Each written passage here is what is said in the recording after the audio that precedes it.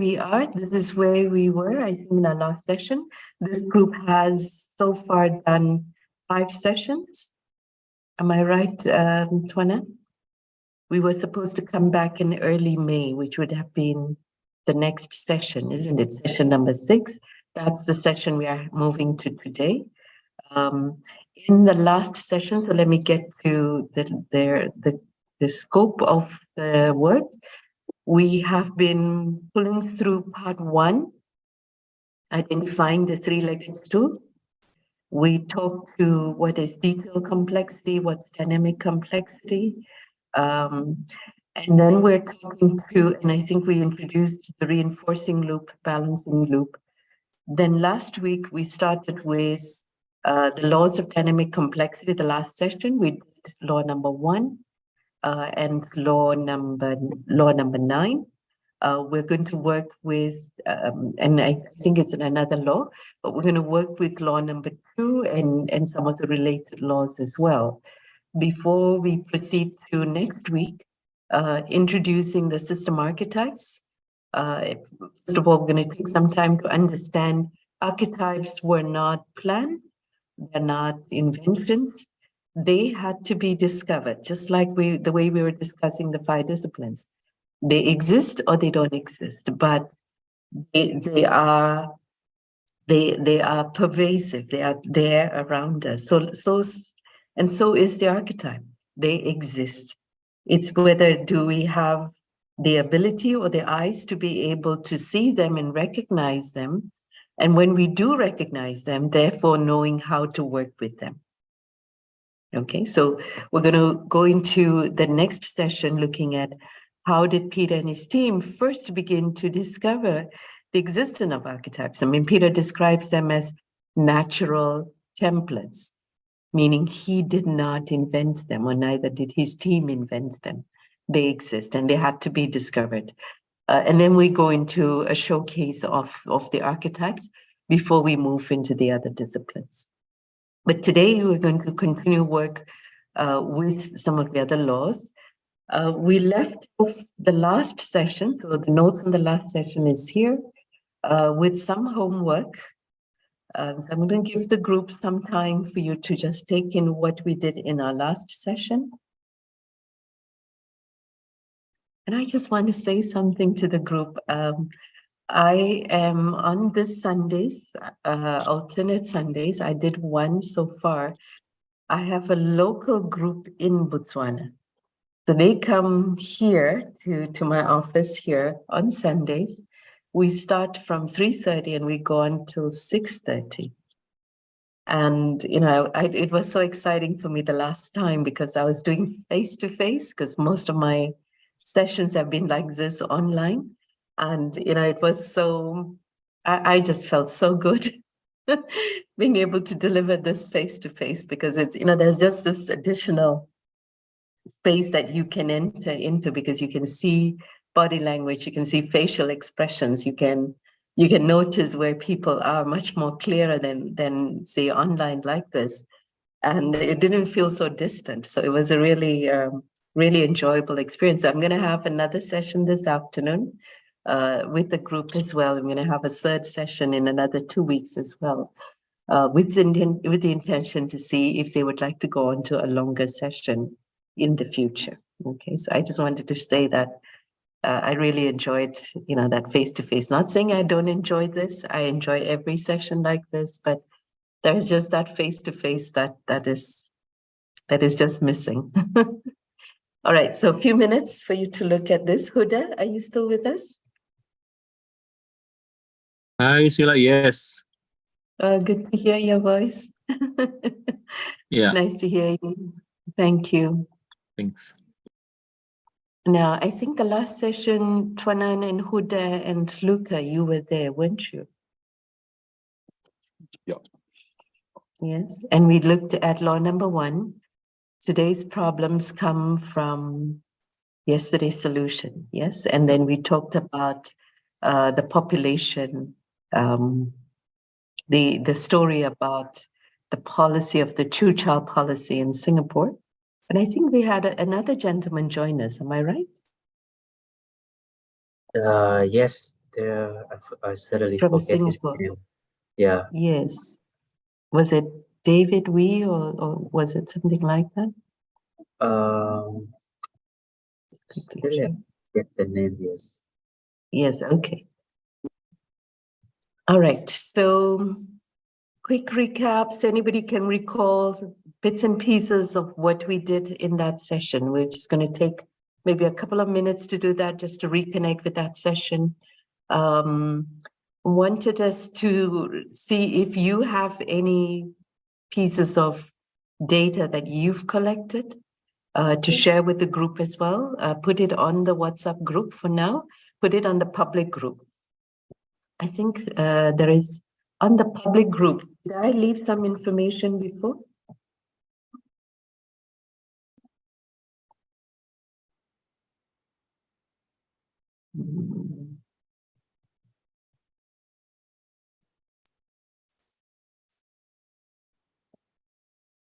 It's such the fifth discipline.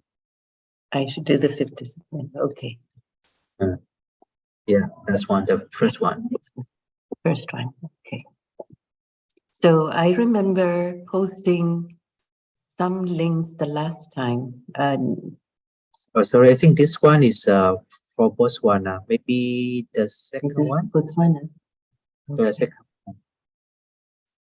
So this one, Yeah, this one is this. Yes, this one is the Asia group. Okay. Did I leave some links the last time? which link do you remember? I guess I could remember. Yes. Well, it was links about it seems a while back. Okay, doesn't matter, it's fine. Fanan, if you can help me check, there was some information I left. You remember this thing about comparing the fertility rate graphs of China and Singapore, starting from the 60s or going as far back as possible to the present? Do you remember that was one of the assignments? Yeah. And then we said, okay, when we looked at the policy says stop at 2. And the intervention was being applied on the population of a country. And if you listen to the word population, and if you listen to the policy stop at 2, and then we said, let's reference that back to the two systemic structures, reinforcing loop and balancing loop. Yeah. Do you remember that conversation? Yes? Yeah. And then we said population speaks to one of them, and then stop at 2 speaks to another. What do you recall? If you recall, what do you remember? No, I just remember we was talking about the China case and how does it impact on the economy. Yeah, and then the guy from Singapore, I think, also talked about a similar situation in Singapore. Yes. Yes. Yeah. Okay. So we were looking at, of course, we've had a pretty long gap. So if we had done it back in early May, and I'm sure it would have been much easier to try and recall. But let's take a bit of time to recall, because it's a building block to the next piece that we're going to do as well. So in looking at the laws of dynamic complexity, we said in the laws of dynamic complexity, there are, do you remember how many laws there are? Let's go back to it, see if we can pull that out. Here we go. Laws that govern dynamic complexity. So in our previous sessions, we said systems thinking, its focus and its attention is on dynamic rather than detailed complexity. The laws govern the behavior of dynamic complexities. Okay. That's where we were last week, and we were introducing the laws. And and then the first law that we looked at was how today's problems come from yesterday's solution. And we read law number 1 hand in hand with there is no blame. Okay. So normally you'll see some of these laws, they pair off each other. So an example that we talked and that I shared in terms of how today's problems come from yesterday's solution, I said, well, how today, even as of today, when Singapore is trying to increase its population, it's not finding it easy to do so. Peter, you're in Singapore. How much of the conversation in the country does talk to its population and its numbers? And do you have any major conversations happening in the country every year. about that topic? Every year, especially after the National Day rally. Yes. And what do the conversations look like and sound like? Oh, there are various conversations. There are incentives, then followed by small groups, and so on. Yeah. Okay. Right. So did you hear Peter say incentives? Would you say a little bit more, Peter, to what the incentives was about? I don't remember the incentives, but more of encouraging young couples to raise family, leave. Yeah. The monetary has been quite good already. Now it's talking about working conditions, encouraging lives. There are also other campaigns to encourage why you should build a family and so on. Those are the more social type. Now, so notice where the country was in the 60s. It says stop at 2. Only, well, then at that time, the country was still building its infrastructure. It still needed to gather its resources and to be able to support a growing population. But the population was growing very fast. Today, are we hearing the same thing? The population is growing very fast. It's asking the population, but we need to build our families. We need to have more population. So here's where we went back to how yesterday's solution was part of how it became today's problem. Okay. Does anybody recall what that conversation we had using reinforcing loop, balancing loop to try and understand what happened then and how it has caused today's problem?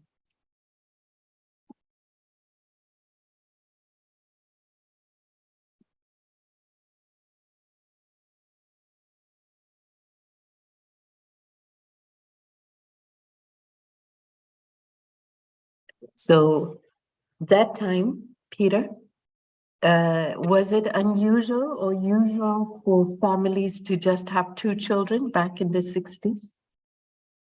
Oh, 60s, they have big families. So normally How many children were we talking? minimum 4 to 5, I would say. Some Yeah, as large. 4 to- Yeah. Yeah, some can have up to 8, 10 kids. Today, if we asked, if we tell a family and says, can we have more children? Such conversations is hard. It doesn't happen.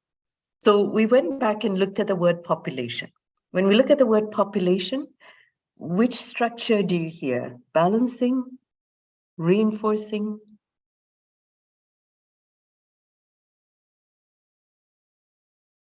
What does a reinforcing loop do? How does it behave?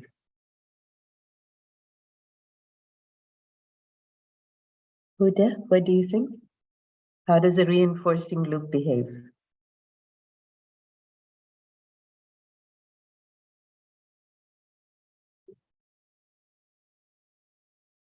I don't remember. I'm still trying to focus. Yes, thank you for saying that. Yes. Reinforcing loop, what does the behavior look like over time? For instance, Does it stabilize? Does it stabilize? What does it do? What does it seek to do? Explodes. It It explodes. What does it seek to do? What is it seeking? Is it maintain stability or growth? growing. It's growing. So if you look at the word population, when something populates, what is it It's seeking? Is it seeking to stabilize or it's seeking to grow? seeking to grow. Seeking to grow, isn't it? And you can hear from the word population. I mean, that's just the energy of that word itself. You know, it talks about, you know, how it's moving, how it's changing and changing at a faster rate. Okay, so that's the word population.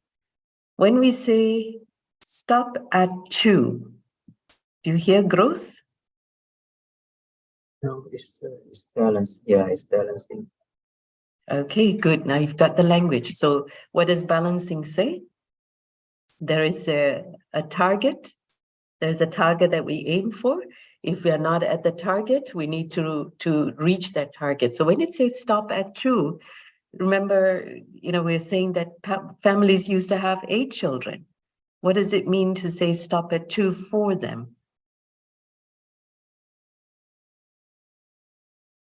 Now, of course, you know, if you have 8 children, you're not going to make it 2, yes? But the children of those, of the children, what happens there? If they're aiming towards the policy, then they look at how do they reduce those numbers? So the next generation will not see 8 in a family. They might see 6. Okay. And the next generation, the policy continues to be there. Remember how we use punitive measures, or how do we use incentives? From 6, they reduce down to 4, or they keep going down to 3. That makes sense? So that we bring it down to 2. Eventually, what number did we bring it down to? And this is where, if you are on the internet, because you're on the internet, do a Google search, population of Singapore. How has that behaved over the years? I'm going to do the same. And you can also do the same on your side.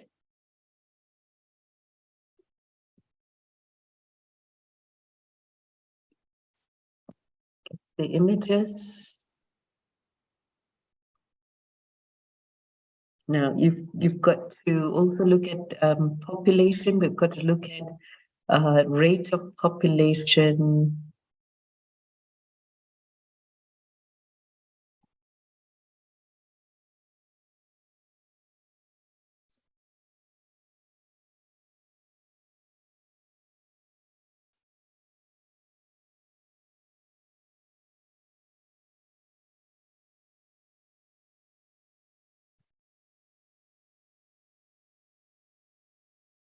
Do you want me to project?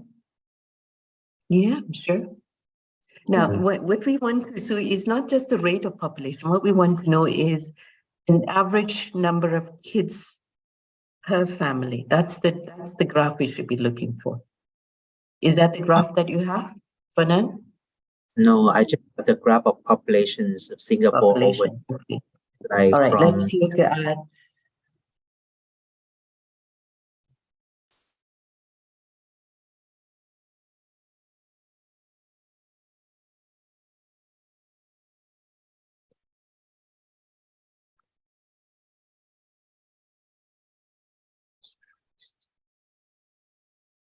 All right, there we go. Let's see whether we can see this one. This is the fertility rate, so that's another way to search for it. Can you all see? All right, this was in the 60s. Look at the number there. What do you all see? Can you see it's about 5.76? That's like how much? That's like 6 kids per family or per woman. Okay. Today, what are we looking at? Let's see if I can blow it up.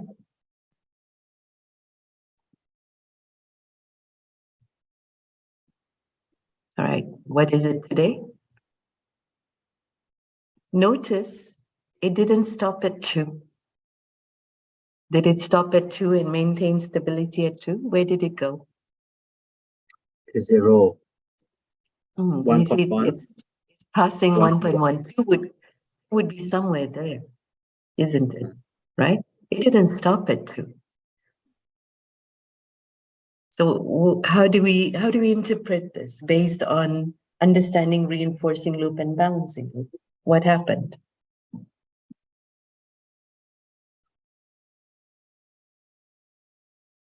As a policymaker, what would we need to think about? Okay, so first answer is what happened? If you look in terms of reinforcing and balancing loops, what happened here? It's declining. Yes. Yeah. Which is also the reinforcing loop. Okay, so because you have the policy is a balancing loop, isn't it? Stop at 2. That's a balancing loop, but it was being applied on a structure that is inherently reinforcing. Okay, so it's not going to stop at 2. It's going to keep going below 2. Now, of course, because you have population, they are giving birth. It's not going to get to 0, right? It's not going to do 0 as such. It will produce children, but it's not going to stay at 2.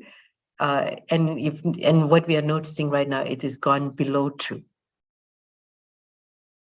Okay, so every 2 adults, you have one person replacing every 2 adults. Okay, now what should we have done? This has implications on the economy, yes? All right, what is the implication on the economy? When it wants to build its economy, it would find perhaps it doesn't have enough people to be able to do the works that needs to happen. So at the workplace, what could happen? Would we find fatigue? Is that happening at the workplace? Work fatigue? Because you don't find enough people to be able to replace the work that needs to be done or to be able to grow. So what could we have done differently?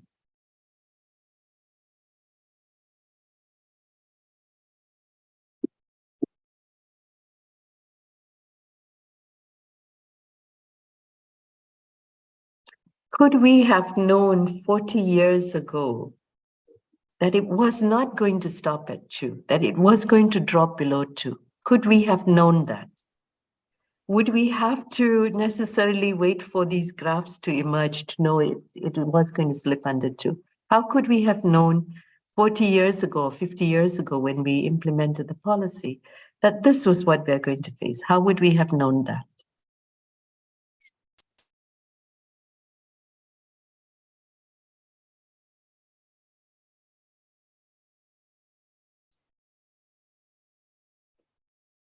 Sorry, It's not your easy. question? Yeah. No, it's not easy. She's asking, how can we avoid to discover it too late?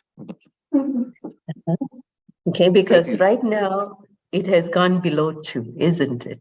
Right? What is happening? How could we have known 40 years ago this was going to happen?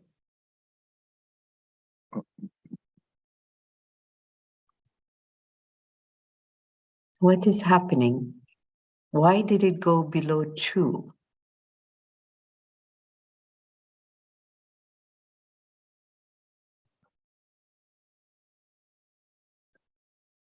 But this is finally is the average. And the average is something that is wrong compared with the tendency. Because the average includes families that are still with the older style. Yes. While maybe they had do it with the trend for new families. And that maybe could be quite different, the result that they obtained. Maybe the risk could be seen earlier than expected.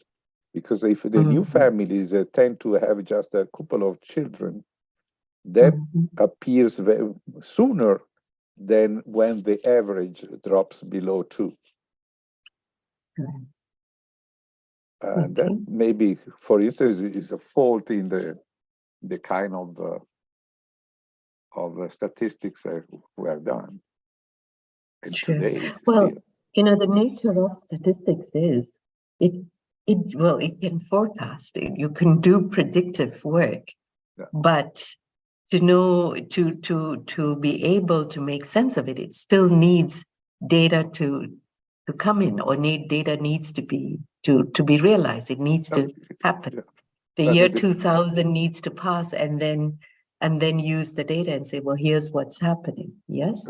But I guess, So yes. sorry, no, sorry, go ahead.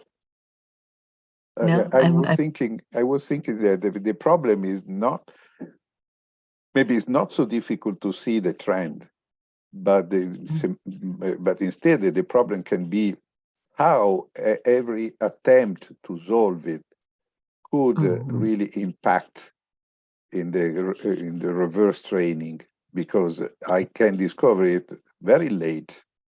Because if I decide, for instance, to supply families to have more children, I can see the results maybe in 5 years later, or maybe 10 years later. And so I can discover if my solution is a real solution, or it is instead just a shift in the burden, or anything else. Right. Because in Italy, for instance, we have a trend which is the same as you have in Singapore, but we are trying to create a solution that are really shifting the burden, because we are accepting people from beyond the Mediterranean Sea, and that is producing big disasters in terms of society, because our society is not prepared to be integrated with people that has a very different understanding of the relationship between the single families toward the society, because we are used to share our responsibility with our society, but the people that is immigrating doesn't, because they see in terms of a single family, or maybe the single individual, and they do not see society as a family structure. Yes. But okay, so here's another graph, again, number of children per woman, and it's a bit more clearer to see the way the numbers are behaving. From looking at it in terms of, okay, so we're gonna get into stories of what could be happening within the families, but when you had a number, a population, and if you look at the numbers before 60s, you would possibly see the population numbers going up. Are you okay with that? Okay, the numbers are probably rising. And then from the 60s, where you see, and of course, it's not just, and when I look across population globally, and this is where I'd still like you all to share that graphs, and if you're still doing that, please do that. Search for number of children per woman, or fertility rates. That's when you can see these graphs. Globally, there is a trend where more and more families are producing fewer children. And that is regardless whether you had this policy or not, okay? What we are trying to also see here is that the severity of the policy, you find that where the countries had such policies, the way it dropped had been quite significant. And so you can do that comparison with other countries as well. But here's the story. When you have a policy where it is inherently a balancing loop, it says stop at 2. You see a graph that says, a line that says 2, and whatever the number is to bring the numbers down to that level.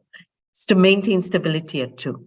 But when you apply a balancing loop on a structure that is inherently a reinforcing loop, it doesn't stop at the target intended by the policy. Yeah. What it does is it drops below that. And this is what we are seeing here. 2 would have been here. Where is 2? You see where this number here is? When did we hit 2? That was in the 70s. We hit 2, right? But after the 70s, it didn't stop at 2. It continued to go below 2. And right now, today, we're looking at about 1. Okay. Whenever you apply a balancing loop as a policy against a structure that is inherently reinforcing, if it was reinforcing positively, it now starts to reinforce, but negatively. Now, when he says reinforce negatively, is that going to stop at 2? It's below 2. It will just keep going way below 2, which is what we're seeing today, stopping at 1, for example. That's gone way below 2. There's not even replacement levels. When we said stop at 2, what is that? That's a replacement level. 2 adults, 2 kids, equal. That was a replacement level. Okay, population, and unfortunately, doesn't behave like that. Okay, all right. So it went below 2. Could we have known 40 years ago that this was going to happen, that it was not going to stop at 2, it was going to go below 2? How could we have known 40 years ago?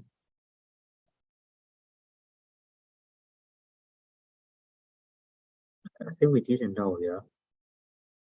I think we didn't know. We wouldn't know. But if we understand reinforcing and balancing loop, right? If we understand policymakers, as policymakers, we understand we are applying a balancing loop on a structure that is inherently reinforcing. Can we still say we wouldn't know?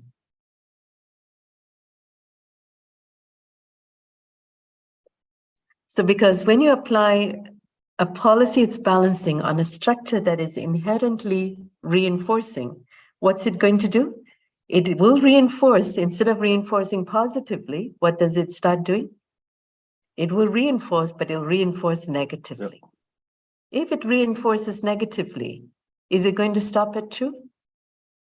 No. So if we understand what is the structure we're dealing with, the inherent nature of the policy, could we have predicted 40 years ago that it was going to drop below 2? If we understand reinforcing and balancing loops. Yeah. We should have. We should be able to predict that. But to do so, we need to understand what's a balancing loop and what's a reinforcing loop and the way they interact with each other. Yes, but what is interesting is the fact that normally reinforcing loops are something which is autonomous phenomenon. It's almost impossible to create reinforcing loops.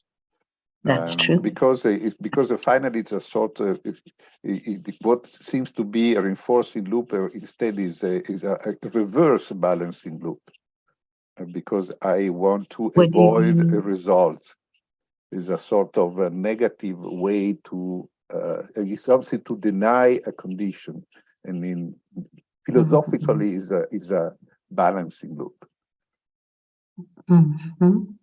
Which one is the balancing loop? Trying to create a reinforcing loop is a sort of a reverse balancing loop, because you are trying to avoid, you are not trying to create.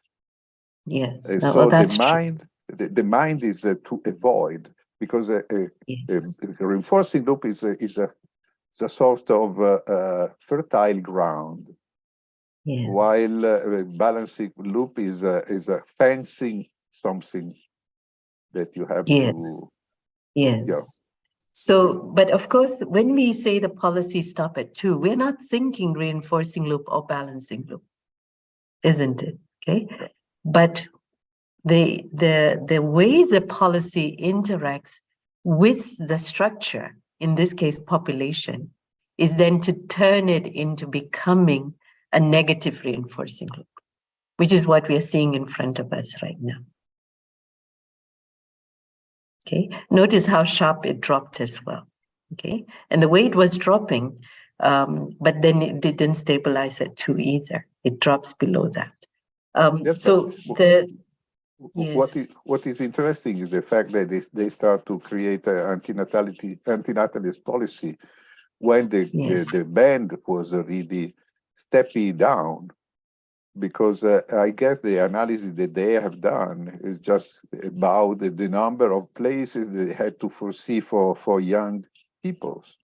they have seen that the number of population of below a certain level was too big for the structure, the society structure to support them. And so they have thought not in terms of trends, but in terms of number, absolute number. And that created the crisis because they have not seen the natural trend to go down. And so they have increased the steepness of that line. Right. So can you for now I would like to just for us to appreciate, to just tease apart, there is a reinforcing loop. It has its own behavior, policies, and typically most policies behave as a balancing loop. Yeah. Most of them, okay? When they interact with each other, if a structure was reinforcing and it was reinforcing positively, it will still reinforce, it just reinforces negatively. So I want us to appreciate that. And so when we go into other contexts, recognize that and see if we can see or draw parallels of such behaviors happening as well. Today, the effort that the country does, and I'd love to also, today the population of the country is about 7 million. I'm curious, at the rate that we are replacing ourselves, how much of that population are not Singaporeans? I mean, the what you call the original Singaporeans as we speak. We've had to also open out our immigration policies to foreigners as a way of being able to keep the economy going for us. Okay, so those have been some of the implications. The other implication that has happened for families is when the family sizes shrink, you have increasingly more children that it's learning to grow perhaps as a single child or part of small families, that if it is now told, let's increase the family numbers, what happens, what's their immediate reaction? Because what's the frame or the mental model that has happened for individuals when their family sizes were shrinking? Is that a mental model that knows how to handle when you have more family or when you increase the number of members in the family? What would be some of the reactions of the population when it has to do that? Remember, it has become used to being part of smaller families. Now, when it's asked to increase its numbers of members in the family, the first reaction, it doesn't say that, I'm not used to having too many people in the house. It might say, well, we're too busy. We don't have resources to be able to cope with that. What they may not say is, but then, how do you deal with more people in the family? How do you deal with, if there are more conflicts, where would I have the time to deal with them? How do we learn to be part of a bigger family? Those are not conversations that we talk about. What were the disciplines that was not part of the conversation? Disciplines around mental models, disciplines around team learning were not part of those conversations. Okay, so those are, what was happening as the families were shrinking, and it has become set in certain ways of how the members begin to think about how it interacts and how it works. Okay, so that's where you find them struggling with this. Could we have known 40 years ago? Yes, provided we understand what's a reinforcing loop, what's a balancing loop, and when they interact with each other, what impact does it have? When a balancing loop interacts with a reinforcing loop, it's still reinforcing, just reinforces negatively. If I understand that, then how should I have handled this policy? We kept the policy running through the 60s, through the 70s, even the 80s. Well, 80s we didn't hear so much, but definitely in the 70s, the policy stop at 2 was still very loud in the country. Okay, what should it have done? When did we reach 2?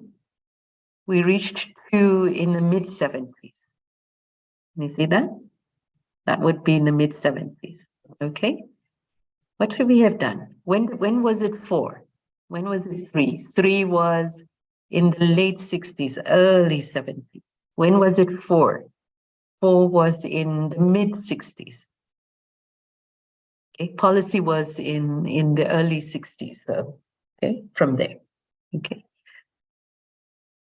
So what should we have done?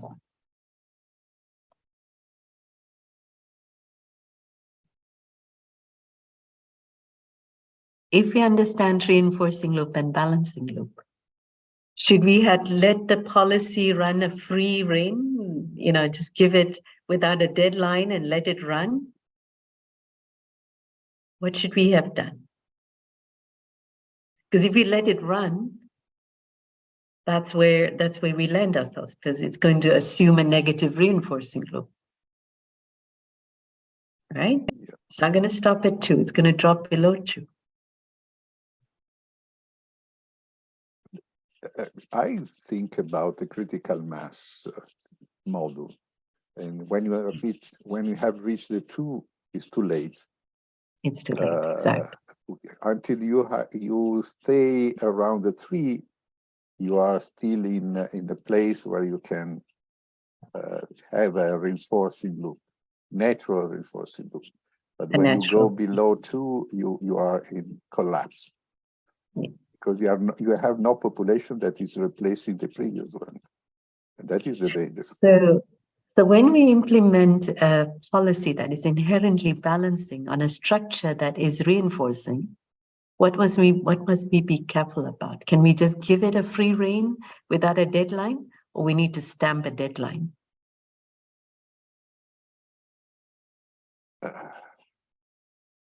But Do you know what a deadline is? You have to release a completely every limitation, but the problem is to create a condition for having population growing, and that is produced just giving opportunities. So to create a condition that Singapore had in the 50s, Singapore was an opportunity, not a place to have a work. Yes. And so if you have a free land, population is going to grow.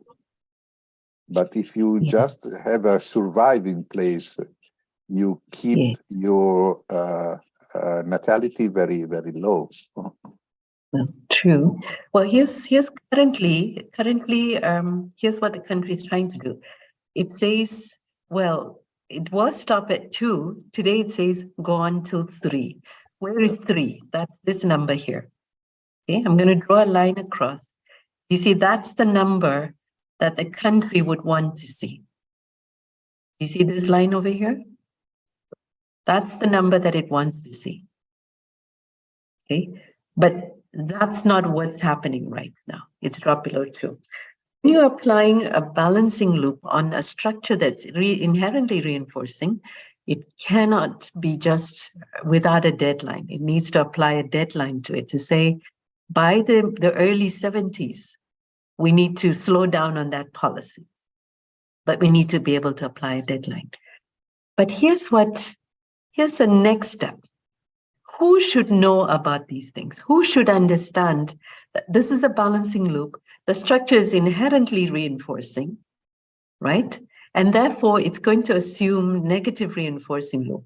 Who should understand that? Is it the head of the state? Is that it? It's the grandmother. Just grandmother could perceive it. Today it's yes, of course. My grandnephew does not make any more children. So who should be understanding these things? Who should be understanding that this is a reinforcing loop and this is a balancing loop? And when you apply a balancing loop onto a reinforcing loop, it's going to assume these behaviors, right? Who should know these things? Is it just the policymakers? Yeah. What if the population understood these things? What would happen? Does it need a deadline? Does it need policies? Yeah. If the population understands this. But the problem is that the policy just can create balancing loops. Mm. And so the problem is that if there is a policy, Yes. because the policy automatically creates a balancing loops, cannot create just economy, maybe can create Yes. an enforcing loop. But in the case of Singapore, that has a very limited amount of land, this is quite critical. Well, the way Singapore made up for that is that that's why many, well, 70–80% of the population live in high rises. Okay, so land is land has been taken out as a critical factor for the population to grow. So if the population grows, the high rise increases. What else is going on here? Notice the number of times the country has tried to reverse its policy. And is the population responding? How many times did it try to correct this policy? Do you see the number of packages that it has introduced? Now, packages refer to incentives to try and increase the population. You understand? Okay. Has it changed anything? Who should understand these things? Who should understand that we are dealing with a reinforcing loop? What does it mean for the country if it needs to know how to operate in this environment?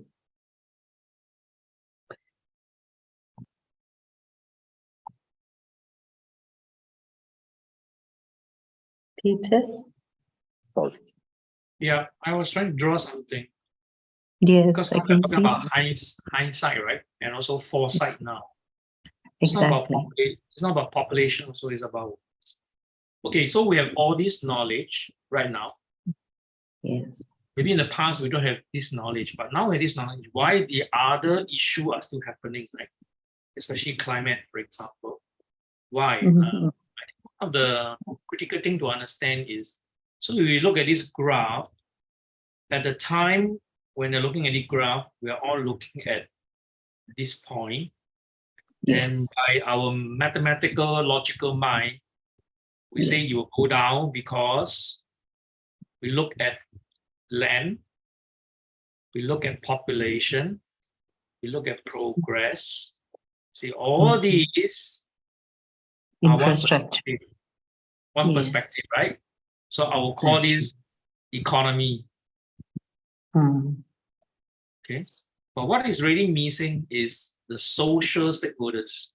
So the grandmothers who understand that it takes 9 months to give birth. Yes. Politicians might not know it's 9 months, you know. When I say that, what I meant is, yeah, they know it takes time to give birth, but it takes time, 9 months, but it takes 9 months plus something else, give birth. So I did something else. Economical condition can be nice for at least 1.5 years before. So to have children, you need 2.5 years of a good economical condition. No, but it's still economic. It is still economic. There are other non-economic issues. What is the social issue? Is who's going to look after, right? And then at the time, I think what is really happening at this graph here, if I may color, blue color, let me state what is thinking first before I say what I was trying to say.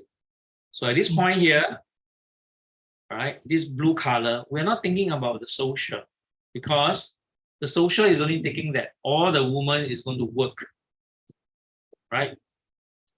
But they are busy. If they are busy, they have no time to look after.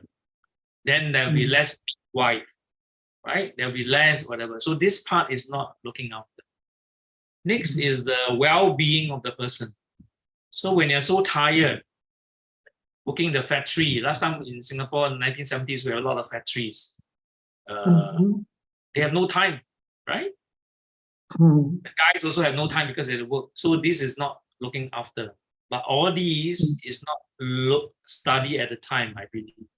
Or if they are study, maybe they don't have enough conversation, right? Yeah.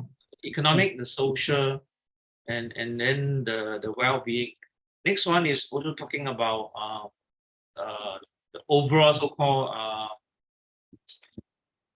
let me see, well-being as EN. Yeah. Next one is go on. Next one is oops. I went out missing. Undo. Do. Yeah. Yes. Okay. Next one is the end portion. Let me see. I can't remember the end now. I'm trying to figure out end. Using the Yes, Sheila is saying something.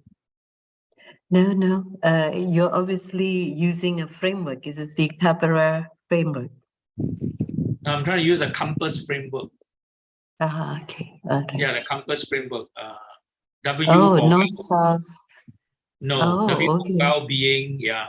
E for economy, Yes. society, and N Yes. is for nature. So what is the nature? The nature of the Yes. environment. Now, the Singapore Master Plan for Housing, Mhm. I think it did not become very mature until the 1980s, where there's a master plan. Before that, the master plan was not there. Now, so if you look at the population, all right, if you don't look at this number of dropping, but actually they're looking at increasing the population in the 1970s because more money, people can eat more, all right. Some of them will have more children, but actually at that time is a short span here because of the economic condition. But then the land space study was not really completed until in the 80s. So the danger is that when you have more people, we have less land space, right? We don't have enough. So that thinking was not there. So the interaction among all these factors was not there. That is what I'm trying to share my own view. Yeah. Okay. So at this point, right, maybe he's looking at the increased population. What was the GDP? What was the GDP then in the 60s? And what's the GDP today? I think the So GDP when at you the time was very low, 100, maybe 100 over dollars. Can you see Okay. what's going on there? Yeah. Per person in the family earned far less than per person in the family today. Yeah. Are you okay with that? The GDP then was much lower than it was today. I'm sure that's another piece that we want to bring into the story. Yet, when per person they had less wealth compared to today, they did not bring up then who's going to take care of the children. Why so? Because when you take GDP, you take all the members in the family, you divide the wealth the country created by the population, isn't it? Anybody has any idea how the GDP compares? But I can guess that there are some more observation that we can do around the lack of analysis or analysis that was historically made in this case. The first of all is the fact that for sure they undervaluate the meaning of data in the 50s. I mean, as I said before, they just accounted for the weight, the load that the number of children had created on the Singapore structure. So they had analyzed that the weight was too heavy for the economy, and so they were trying to stop the number of children just because they had too many children, not because they had a trend. And in this case, they try to stop to reduce the number of not adult population in Singapore. Then they started to analyze the trend. But better, I guess they did not analyze the trend till they discovered that the trend was strongly negative. Otherwise, they didn't had created any not natality policy when the slope was going down, because they start to create that policy when the slope of the tendency was really the first derivative was negative, and when they have discovered that this trend was going down, it was really too late. But they start to create reverse policies. But we have a lack of one important data for me is what could have happened if they didn't apply any natality policy. Because we do not know what could have been happened without that policy, because maybe the natality could have dropped to 0.5. Yes. So I'm going to take global, because when I was doing this search, it was interesting for me to watch that globally, even if, let's say, Singapore didn't apply the antenatal policy, globally that push for the fertility rates to drop has been there. So let me see if I can pull out some graphs. Sorry, there is one more important fact. Is maybe they had to make an analysis between what could be the GDP and what could be the cost of having a children. Because if my GDP double, but the cost to have a children becomes 3 or 4 times, for sure, I do not have, I won't have more children than expected. Take a look at this. Take a look at this graph. This one is a global behavior of fertility rate. Okay, you see that general downtrend. What's different between this graph and the one for Singapore? No one. It's almost similar. Yeah, almost similar. The first part here, you see that. So post-war, you can see that there is generally a downward push in the fertility rates. There used to be 5 children per family in the 50s. Yes, in the early 60s. It could be because of the post-war, and then generally downward from 70s. 70s it's down to 4. But what's different? What is different between that for Singapore? When did it hit 2? Do you remember that graph? When did we hit 2? Do I still have it here? It here? Yeah. When did we hit 2 here? You see this line here? We hit 2 in the mid-70s. Globally, when did we hit 2? We haven't hit 2 yet, globally. But I guess that maybe we have to make an analysis between what is the natality rate and the population density.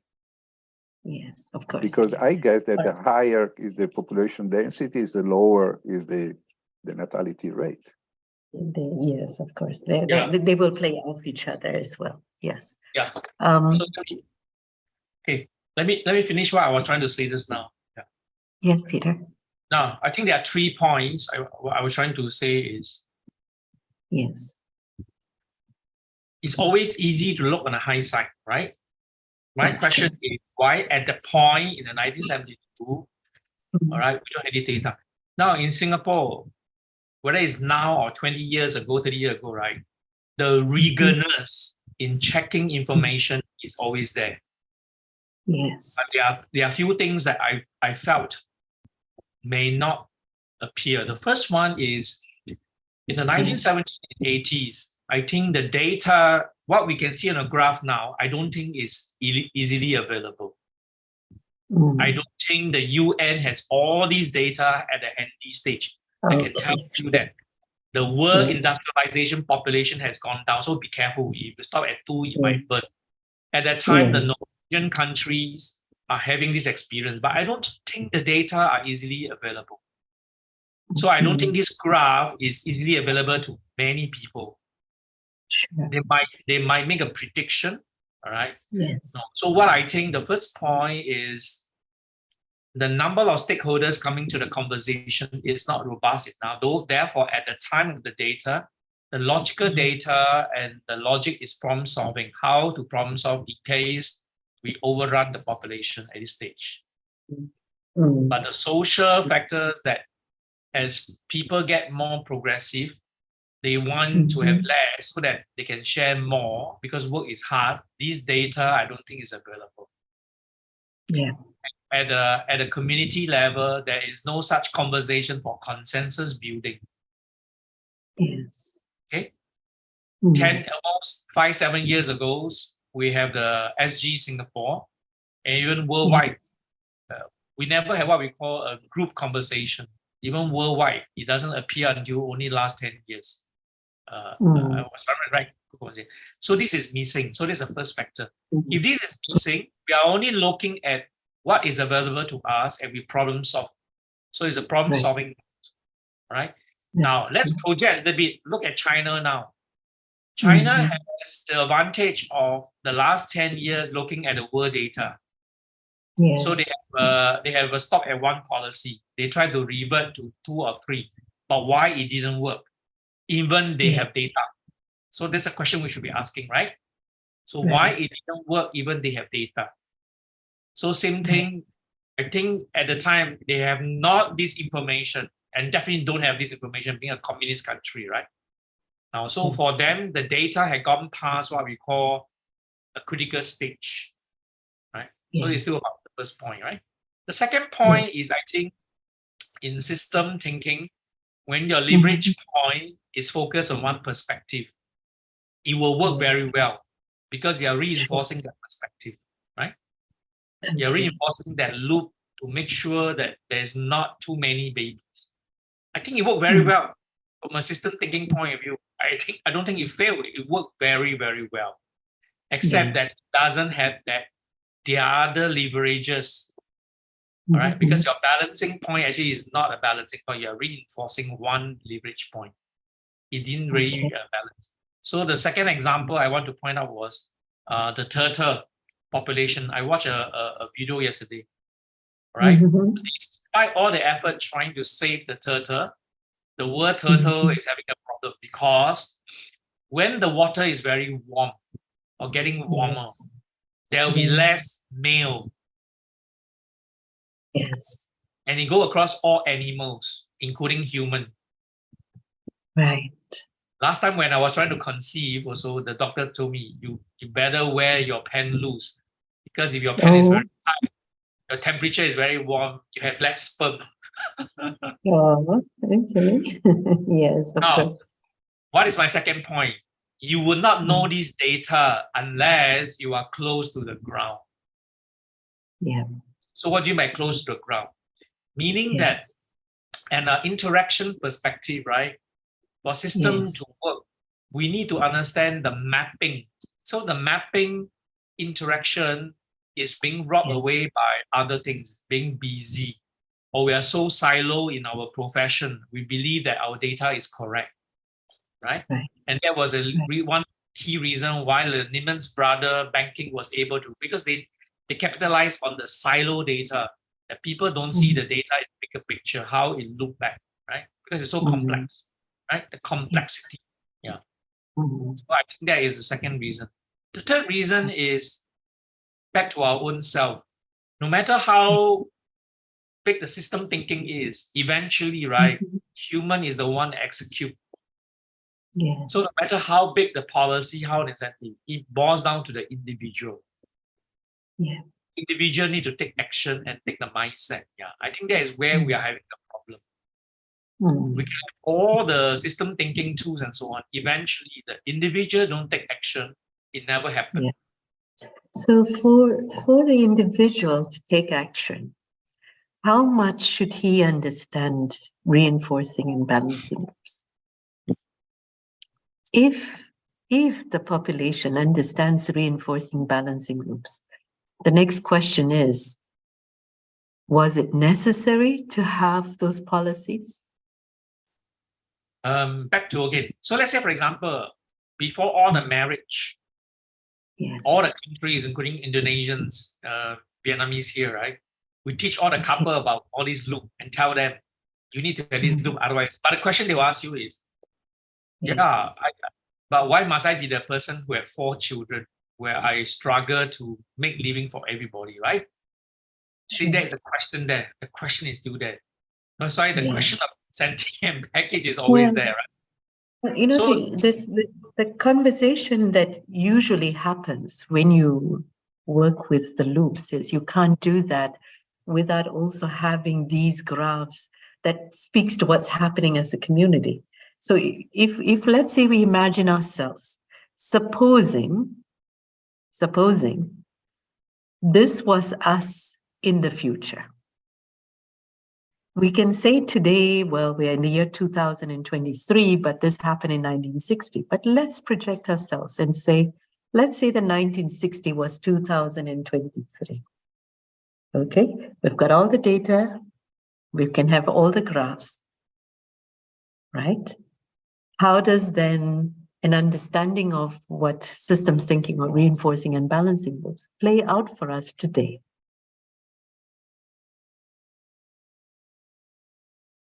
I just want to say a few things before I close the individual. Now, so even if you teach the individual the loop, the question is not about the individual. You add 3 individual or 4 individual, a small group, right? How does these effects of understanding this loop brings for me? And that is a question that is not in the data. Right? Now, let's say compared to Norwegian countries, why are the Norwegians so successful in making sure that the family has more than 2, right?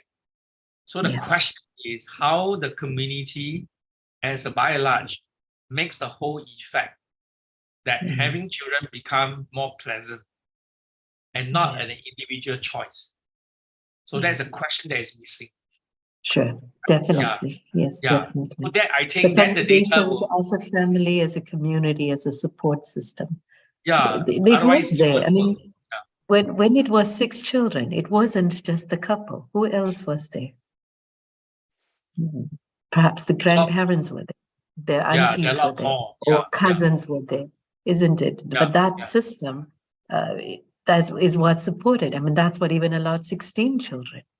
Yeah. So the data, what I'm trying to conclude is the data must be group level where individuals benefit with the group. Otherwise, it doesn't work. You see, because the data, I give you a benefit, but I can't do very much with the data, right? But should these conversations happen because we have a policy? Is that when we should be talking about reinforcing and balancing loop? When should we be having these conversations around what a reinforcing loop, what balancing, and its impact as a system? When should we be having these conversations? Yeah, that's why it's important to have more stakeholder and conversation before it's formulated, the strategy. Before it becomes a crisis, even before it becomes a crisis. And then the data should not be directed at the problem solving, but the data should be directed at appreciating the nature of the issue evolving. Exactly. So that's the 2 differences. Yes, and so what that does is it allows then one to bring in the understanding without becoming defensive about it. Yeah, because when you get together to problem solve, you always have one direction. Yeah. But when you come together to see the evolvement, you have different directions. So that's where the problem is. So even you can have a conversation, you're all together to direct at one angle. Of course, you'll be solved, but directed at one perspective. But if you are having an evolving conversation, then you have multiple perspectives. And sometimes you appreciate, oh my goodness, we never thought of that. But there is for me, there is an aspect that is not considered by the many, but system thinking should be, is the fractality of those kind of problems. Because you can, the problem appears to be a whole picture, but whenever you go into details, you can see that details have a critical, how can I say, impact over the whole picture.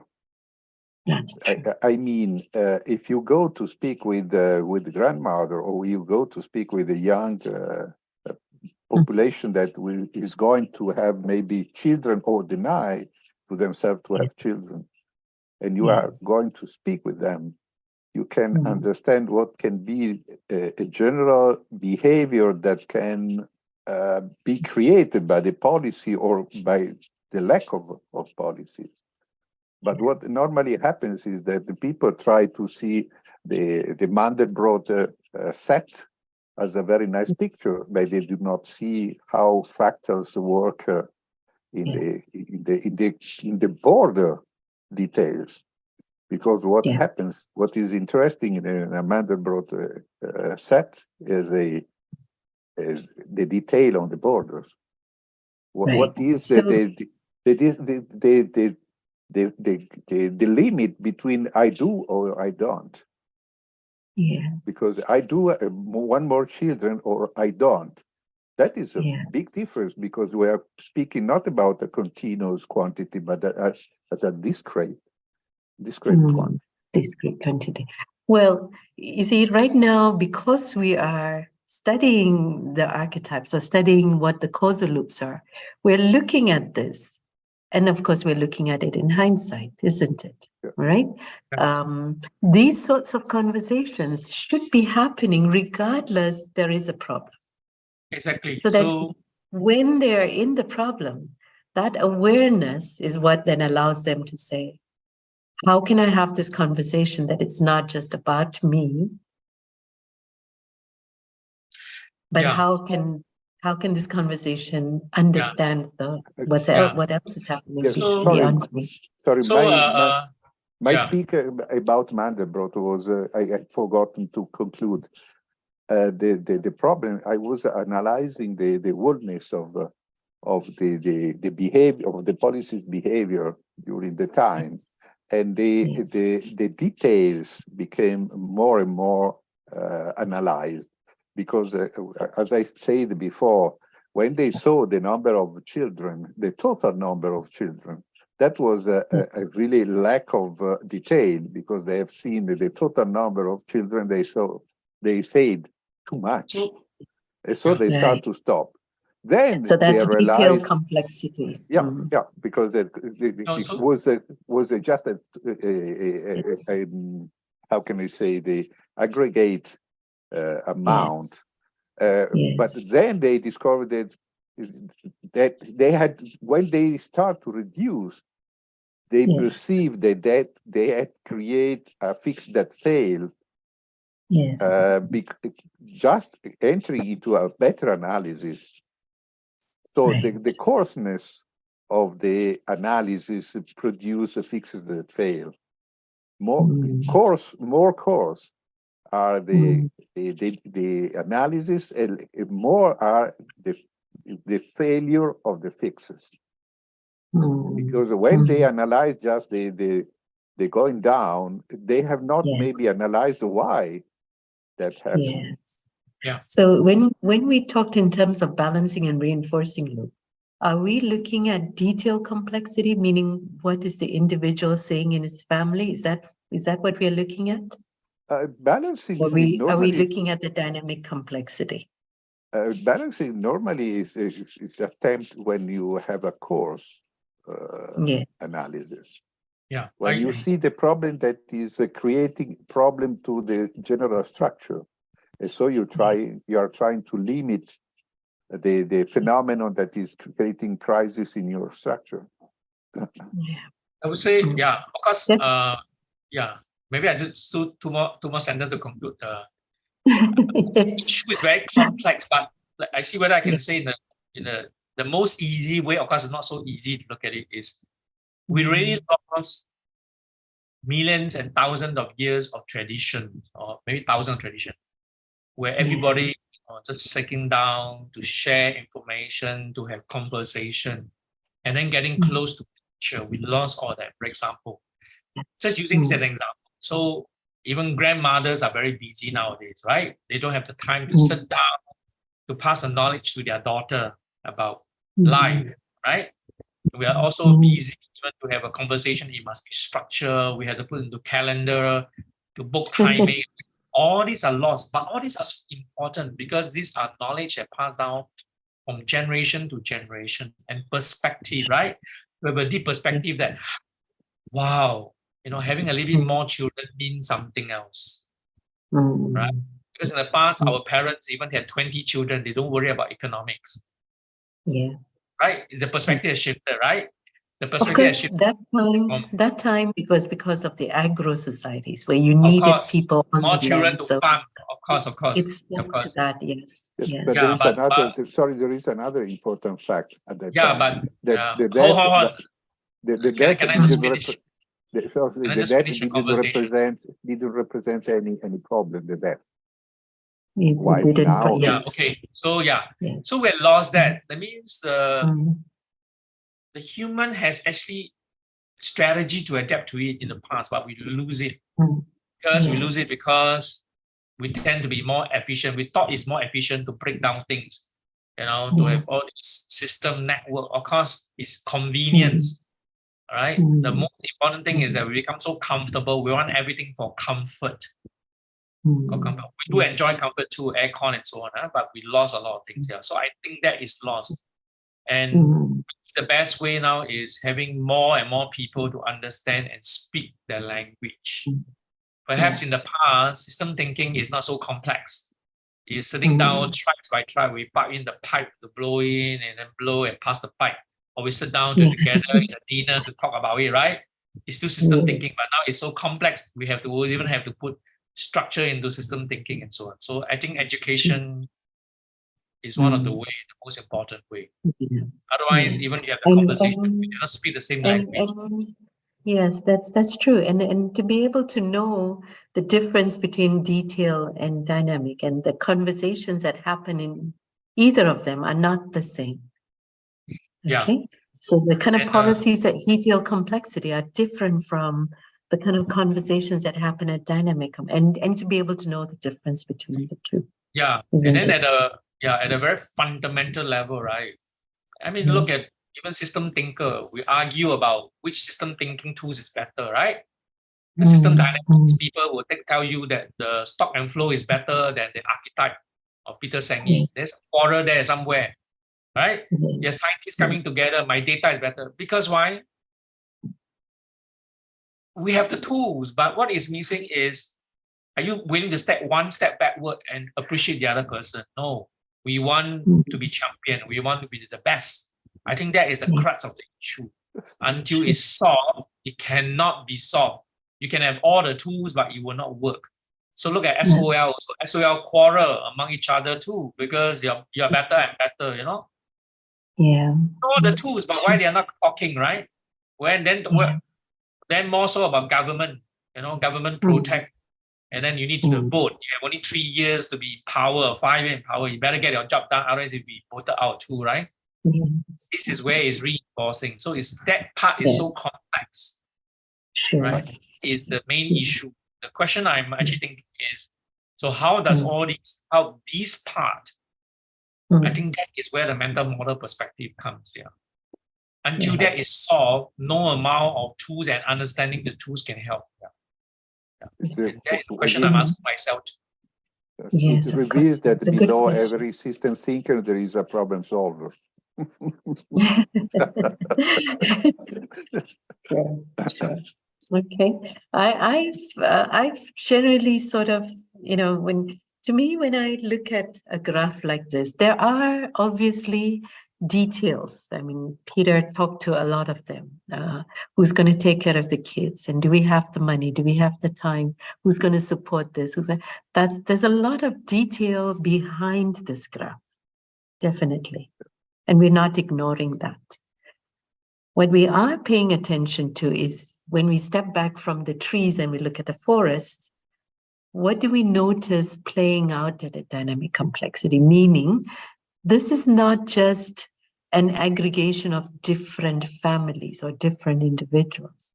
It's a story that has happened over time, regardless of who the individuals are. Today, the individuals in 2020 are not the same individuals who was counted in the 1960s. Yet, they all fall into a behavior. The behavior of that graph has taken over and is controlling. But the individual players are very different. They're individual stories. It is there. It is behind the dynamic complexity. Where I was going with the laws is thinking about this at first at a dynamic complexity level. Doesn't mean we ignore the detail complexity. The only issue is if we only focus on the detail complexity, we don't see how these structures are overtaking us and controlling us. Is to watch out for that. So that going forward, today we have data. Today we can build data. Today we can understand the ideas of reinforcing and balancing loop. And it doesn't matter if it's system dynamics or system archetypes, because the reinforcing and balancing loops play out in both fields. It's just, it plays out differently, okay? But at a dynamic complexity level, you can begin to understand why today's problems came from yesterday's solutions is because we weren't paying attention to how these two structures are playing off each other. But if we learn and understand that, they control the detail complexity that happens at the level of at the level of the individual on the ground. It plays off different stories. Try not to get lost in the stories. Keep the attention of people. They will get lost in the individual stories, but bring them back. Keep bringing back attention to the forest. Keep paying attention to what happens over time. It will gradually build in. I mean, I'll be very honest with you. I mean, when I first saw these graphs, it didn't make sense. Yes, you hear a lot of stories, but over time, as you sort of begin to appreciate more about these two structures, reinforcing and balancing loops, it becomes more and more evident. And here's what I'd like to invite all of us to do the same. Keep looking for these graphs. Just notice the balancing loop and reinforcing loops. And the more we become aware of that, it's not like detail complexity is not important, but we need to watch the dynamic complexities taking over and controlling us. They create they create the dialogue, they create the language that we use, the words that we use, and the conversations that we hold. Okay. So for now, I just want to let me just take this far. I use this as an example to show that if we don't understand reinforcing and balancing loops, we don't see these dynamic complexities at play. We don't see how today's solutions can become tomorrow's problems. Okay, we just don't see that. Okay, but the more we understand that, it becomes easier to see. Okay, Huda, Tuanan, any reactions, any thoughts? Nope, so far. Yeah, okay, all right. Can Law I ask, number 2. Sorry, can I ask to them, what have you understood about what we have said? Because I guess that me, Peter, and Sheila, we went to a very high level of discussion around the system thinking that maybe was a little bit beyond your present understanding of it. I'm sorry from my side. Was it, were there times that didn't make sense to you, or did the understanding of the law, is it clearer for you now compared to when you started in the morning? How today's problems come from yesterday's solutions, how when we don't recognize reinforcing balancing loops, we don't see the dynamic complexities at play that take over and control the patterns and events that we see playing out in our lives. Okay, so that's the purpose of law number 1, to be able to step back and notice dynamic complexities at play. Okay. Huda, any reactions? Well, yes, I tried to understand what has been discussed, especially today's problem come from yesterday's solution using the case study from Singapore. And I'm trying to look at the same issue of what is happening in Indonesia, the growth of the population. I think it's a lot, and I think I'm trying to understand. I'm trying to to contextualize what is it in Indonesia that the today's problem come from yesterday's solution. Yes. And I think when you mention all about a family, I think it's all problem here. Mhm. Many broken family, many divorce, and also there is a problem also in the young people mindset. For example, some people are thinking not getting married because they see a lot of problems there. So there is no, I mean, maybe there is a shifting thinking. What is family? What is mean to have a children, etc., etc. Yeah. Yeah. Yeah. There's something I want to overlay our conversations. Take a look at this graph. This is a graph I'm picking out about global populations. Very interesting for me. What do you notice? This is, even though the number of children we produce has dropped from the 5s down to 2s, 3s, and so on, what do you notice about the global population numbers? Have you all seen this graph? Have you all noticed? It's increasing. And look at the rate at which it's increasing and the speed at which it's increasing. Let's see, this is another graph.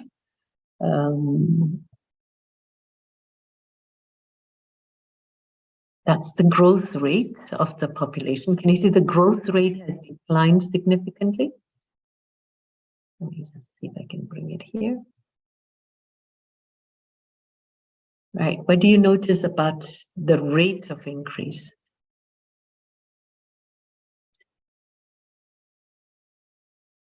The rate of increase has declined significantly, way below what it was ever before. You notice that? Okay. So, we are lucky we're not producing 4, because can you imagine the rate at which the numbers of population is happening in the world?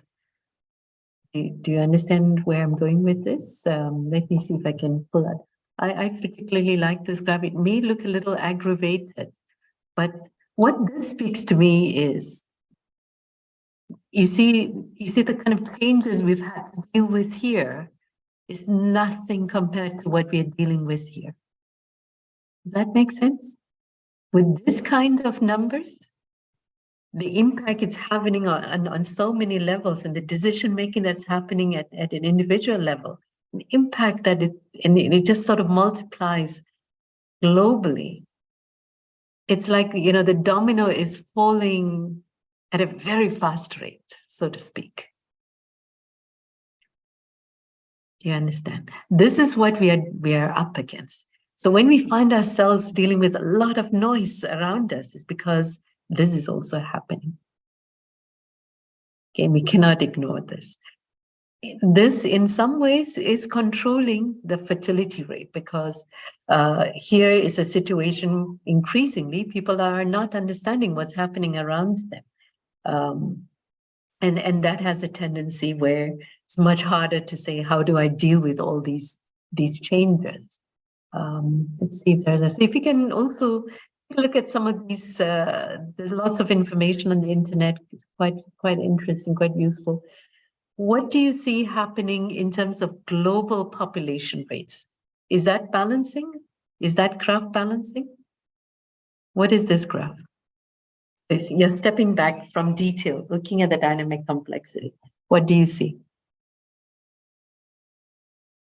There's nothing balancing about this, is there?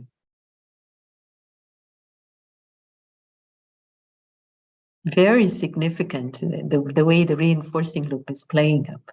So you need to understand it's in this context. That's what's playing out at an individual level. Okay, but what's the implication, for example, cities? What's the implication of a graph of something like this for a city, for a country, in the way it manages its resources, manages its policies as a country?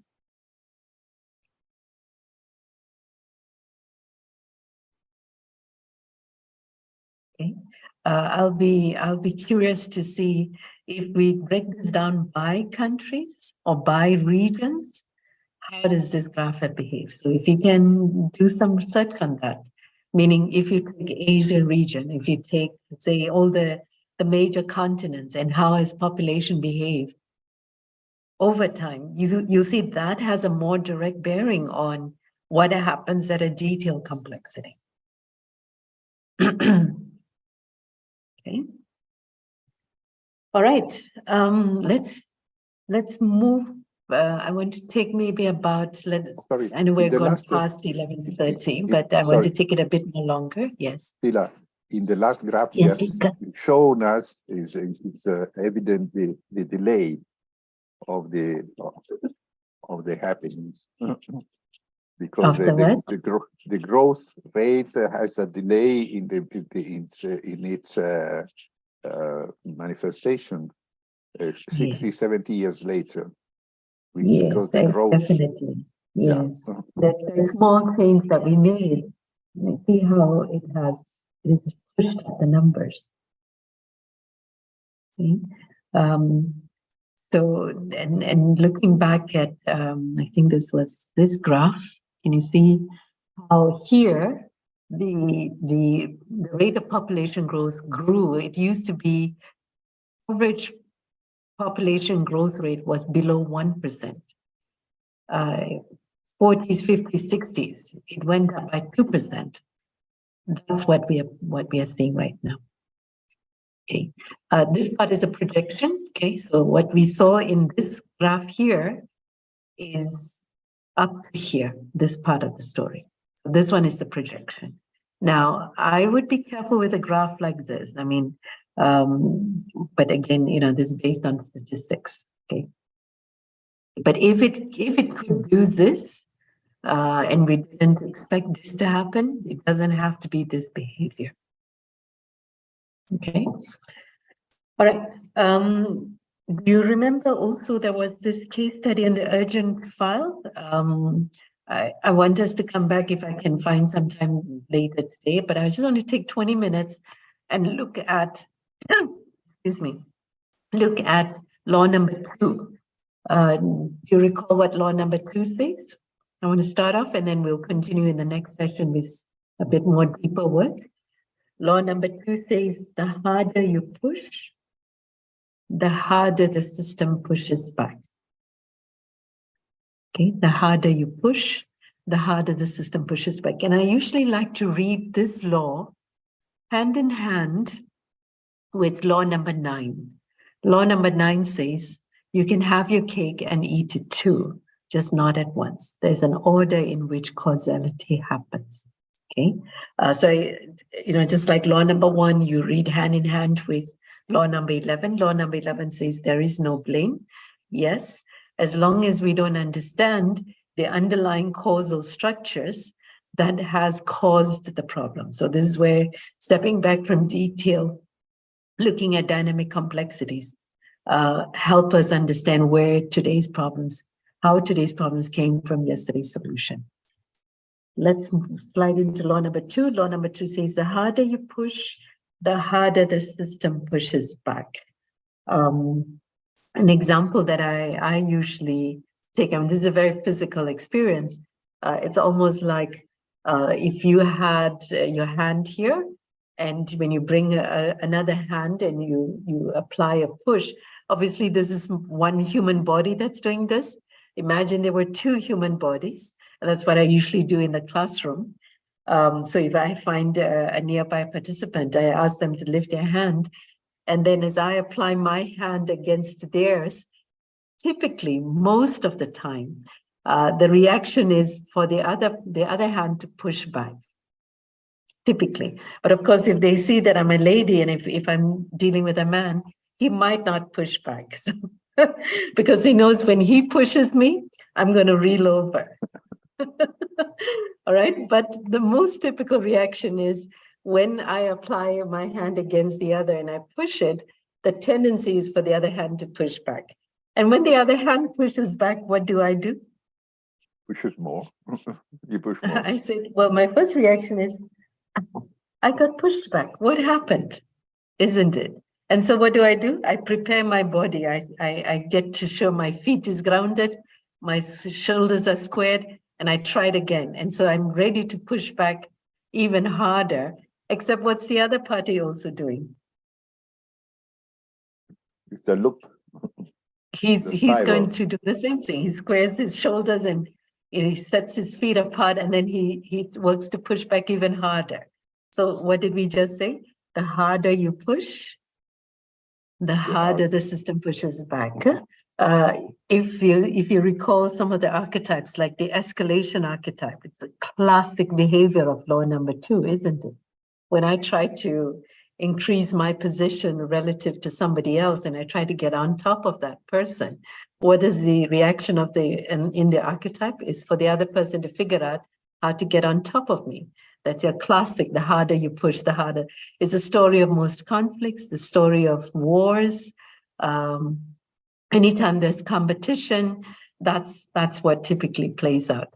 If you remember the story that I shared when we did limits to growth, when the marketing department pushed up its efforts, and so sales increased, except over time, when I didn't allocate resources to the maintenance department, what was the way the maintenance department pushed back? It slowed down on the rate at which it returned the repaired computers back to the market. And so now what did the market do? Instead of saying, well, it's a great computer, they say, well, it says great sales, but it's poor after sales. Great product, but poor after sales. What happened to the number of sales for marketing? The harder you push, the harder the system pushed back. You okay with that? Okay.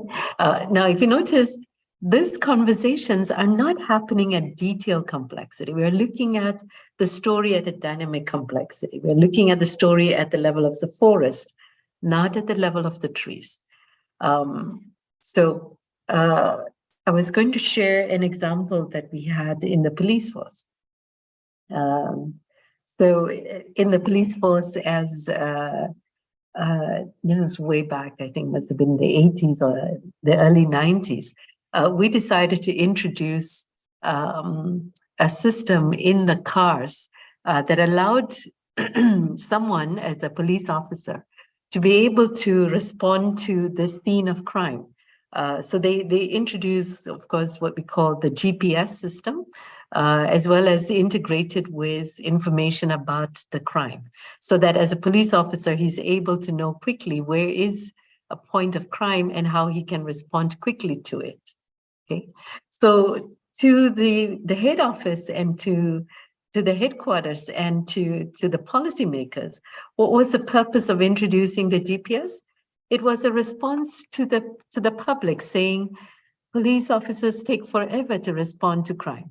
I lodge a complaint, I call for help, but the police officers turn up much, much later. And, the complaints we might hear from the police officers is that, we've got too many cases to handle. We didn't know where this case was.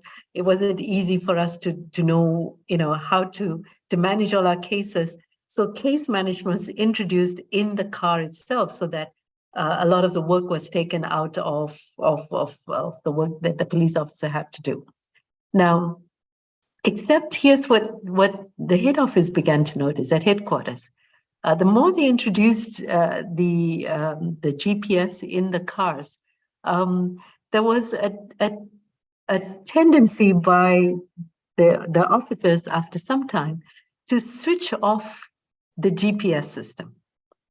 All right, and the way they would do that was if they would close the device and tuck it away, you can't detect where that car was.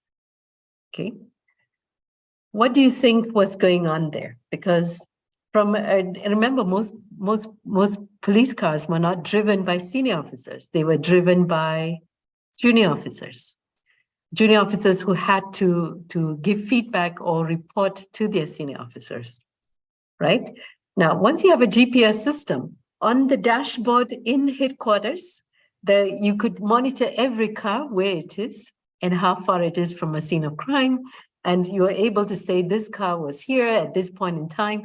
It was giving that visual. From a junior officer's perspective, what did he see? Did he see that? What did he begin to notice?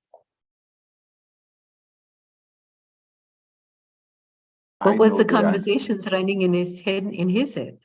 I know the answer, so I do not answer. Sure, no problem. What did the junior officers think? They said what? They said, and they wouldn't necessarily, this is not a conversation they would say to the senior officers. Who did they say it to? To each other, right? And what was the conversations they would have with each other? They would say, Big Brother is watching. Because on the dashboard, anytime a vehicle moves left or moves right, or turns this way or goes that way, and the speed at which it was going was being monitored. And they said, Big Brother is watching, which means as a junior officer, what does he think? How does he see this? Was it about, from head office, this was a system to make sure that we are able to respond to the scene of crime as quickly as possible. From the junior officer's perspective? I'm treated as a children.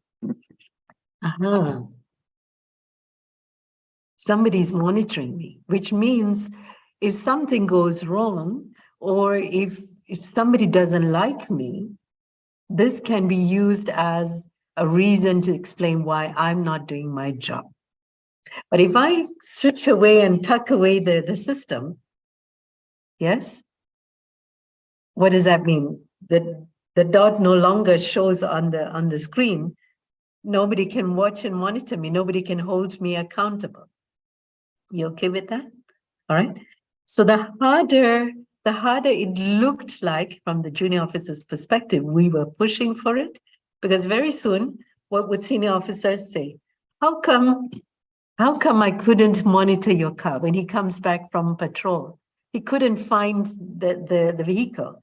Well, the officer says, well, you know what? When I tried to brake the car, because of these dashboard and screens, and because at that time it was huge screens. They were not small like the way that they have these days. Every time I tried to brake the car and I had to lunge forward, the device made it unsafe for me. I didn't feel safe. So I closed it and I tucked it away because of safety reasons. What did he say? He says, this was a personal safety reasons. That's why I did this. Did he say it's because I didn't like it that you were monitoring me? Did he say that? No. What was going on here? And obviously at the next round, what happens when the senior officers were doing their roll call the next morning? They say any officer who puts away his machine, right? And he would have to answer to so-and-so and give a detailed report why he did so. Can you see what's going on here? The harder the senior officers seemed like they were pushing, the harder the junior officers pushed back. What did the senior officers do? They come back with programs, with policies, with punitive, with incentives to try and correct that. The harder you push, the harder the system pushes back. What's going on here? What should happen? What could have happened differently?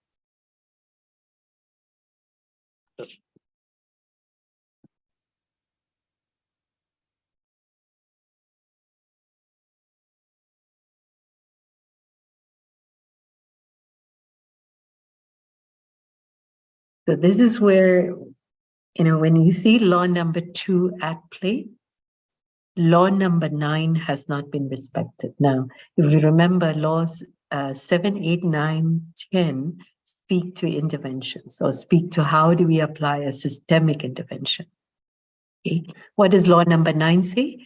You can have your cake and you can eat it too, but just not at once. There's an order in which causality happens. There's an order in which, if that order is respected, then you can have your cake and you can eat it too. Okay? Now, when you say there's an order in which causality happens, going back to the story about the police officers and the GPS system and their tendency to lock it away or close it so that you couldn't monitor and be able to respond to the scene of crime on time, the system was pushing back. What was the order that was not being respected? Okay, so this is where when you see a pushback, it means law number 9 has not been respected. We look at law number 9 and says, but there's an order in which causality needs to happen. So if you read these two laws side by side next to each other, it helps us diagnose what else could be happening. That's how I use these laws. Do you get me what I'm saying? All right. So it's not like, you have to grope in the dark. You don't have to. But if you read these two laws hand in hand, you can actually help you to diagnose what is happening. So what's the order in which causality happens? What was the senior officer? Yes.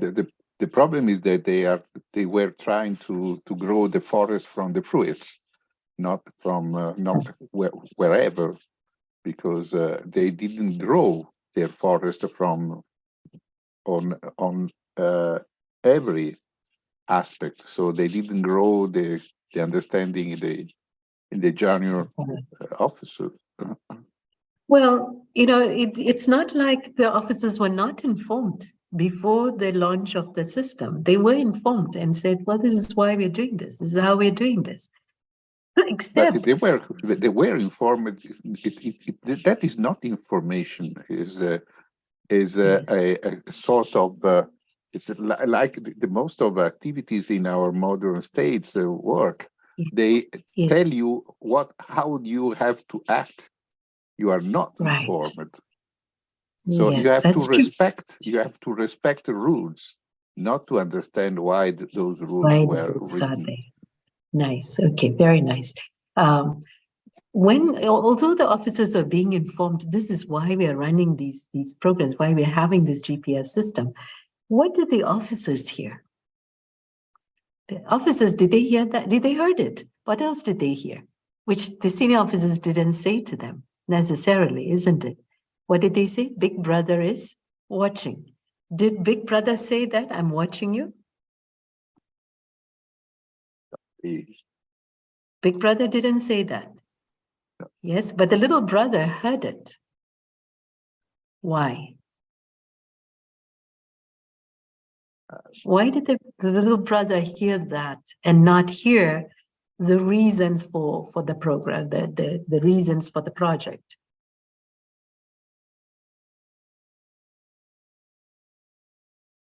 I guess that because the policy, general policy was that way from before.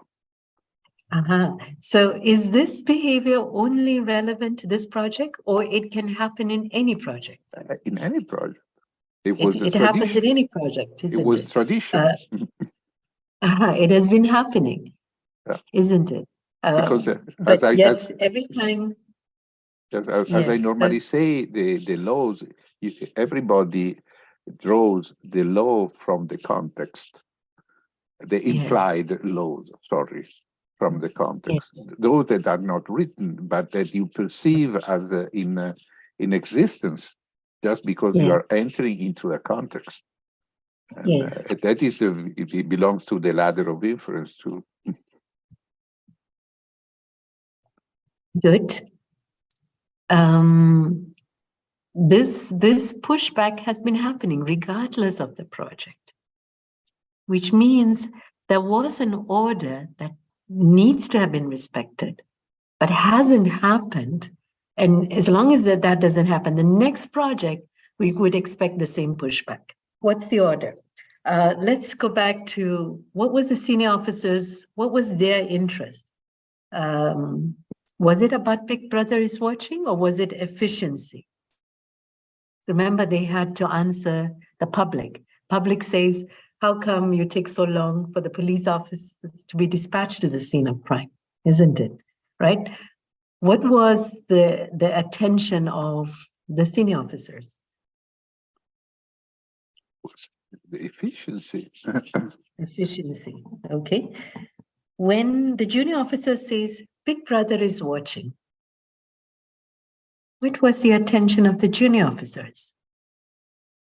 Around his their journalist. Was it, did we hear efficiency? What did we hear? No. It doesn't say efficiency. What did we hear there? The fear, it was on the field, the fear of failure. Okay. So the concern was, I'm being monitored, right? That was the concern. So I'm being monitored because what? Because the senior officer does not what? Did not trust me. Not trust me. You okay?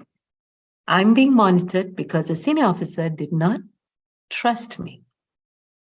So when the junior officer pushed back, he wasn't pushing back efficiency. What was he pushing back? It was avoiding. This is Avoiding the fear of failure. What was he seeking? What did he want?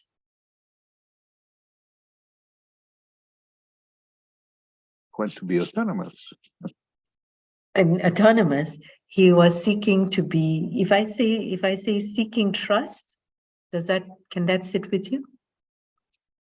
Because when we describe it in the negative form, we don't hear, but what is it we want? It's just like saying, I want to lose weight, but it doesn't say, but what do I look like when I've lost weight?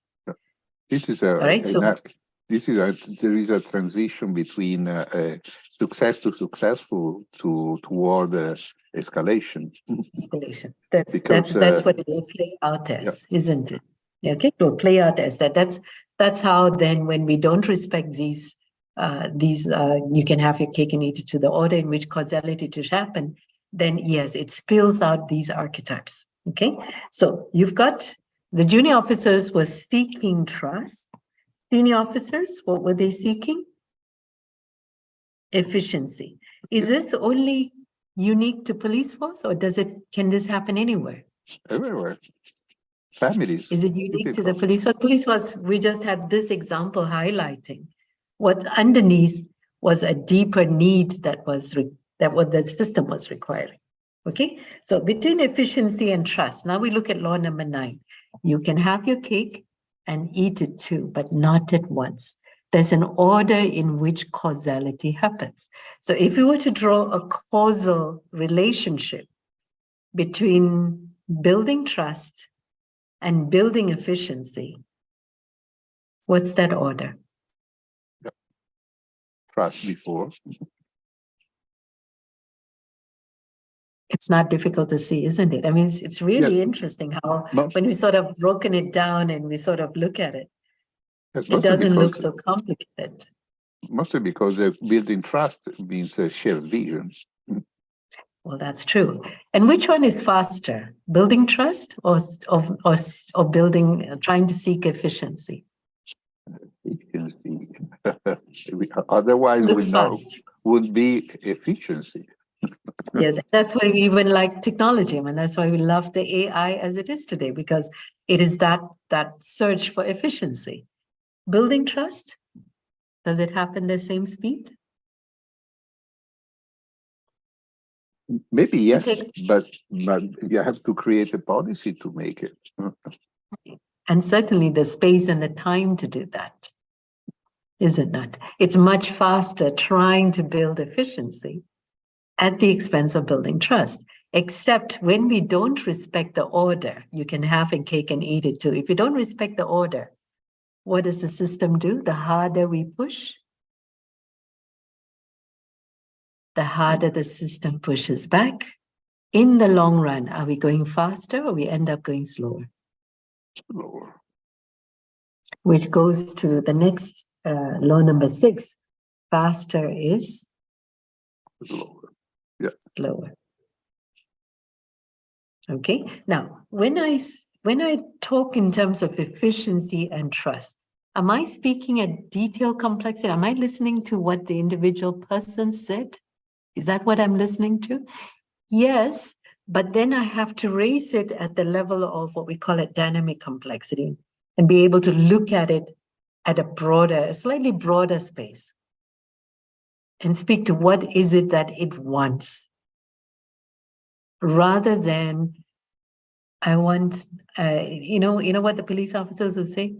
I want longer tea break.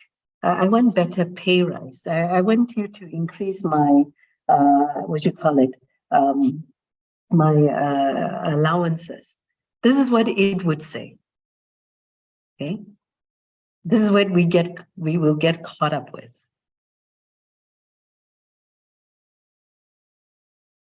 You all right with this? Okay, I don't want to take much longer. We're getting close to 12:30, so we want to take a break at this point very soon. Does law number 2 and the way we read hand in hand with law number 9, do they make sense? Yes, okay. Now, I'm just showcasing one example. Here's what I'd like you all to do. Looking at the conversations we had today, look for your own examples, right? Look for your own examples of the population and the policies. That means you had a reinforcing loop, but then you had a policy that's balancing loop. And then look for graphs and say, how did it play out in your story? Look for examples, okay? Look for the harder you push, the harder the system pushes back. And then use law number 9 to look for what could be happening behind it that caused the pushback. Look for examples as well. I would suggest you share it with a large group. Don't share it with the admin group. You can also, the examples that we pick up, you can also post it on the table as well. Okay. So the table, all of you can access it, isn't it? You just click on the link that is on there on your WhatsApp. If it take you here, I will create another session number 6, and then please feel free to put in your examples here under takeaways and questions and reflections. Okay, so come up with examples. So whatever assignment that we have, place them against your respective columns or your respective names. What do you find, and leave your comments and remarks there. Okay. Do it within the day or two. Start up with something, leave your notes there. It's okay. You can come back and delete it or amend it later on. But over time, you'll be able to come back and at least you've got your thoughts laid out and then continue to build onto them. I would also love to see what you have noticed. And of course, I'll be happy to also react and share my thoughts to them as well. Okay. Next week, I did want to take one more week. Today was a bit of a slow start for us, so that I can go back and look at a few interventions, especially laws 7 and 8. I want to take a bit of time with that one so that, this is the next session. So we can talk to how do you apply a systemic intervention. If you all recall the mother-in-law, daughter-in-law story, we're going to bring that back. I also would like to look at all the case studies that using urgent file and the application of some of these laws on that case study as well. Now, treat these as guides. Okay? Treat these as guides so that it serves as a way for you to also use them as lenses, looking at the situations around you. And I'm sure you'll begin to pick up more of these issues as well. Okay. Also, don't forget when we say detail and dynamic complexity, notice where they are and how to relate to them as well. Okay.